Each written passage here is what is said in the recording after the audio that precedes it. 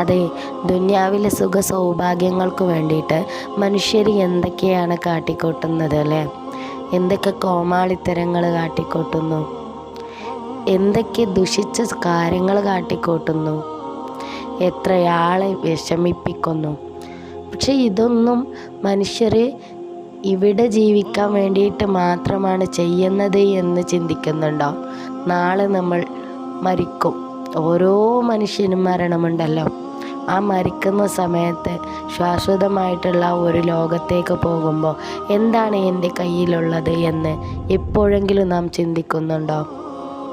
ഒരു 5 മിനിറ്റും 7 മിനിറ്റുമുള്ള നിസ്കാരങ്ങൾ പോലും വേണ്ട എന്ന് വെച്ചിട്ട് ആ സമയം പോലും ദുന്യാവിൽ ജീവിക്കാൻ വേണ്ടിയിട്ട് സ്വാർത്ഥതയോടു കൂടെയാണ് നമ്മൾ ജീവിക്കണത്. ചിന്തിക്കണം നമ്മളെ സൃഷ്ടിച്ചവനെക്കുറിച്ച്, നമ്മുടെ മരണത്തെക്കുറിച്ച്.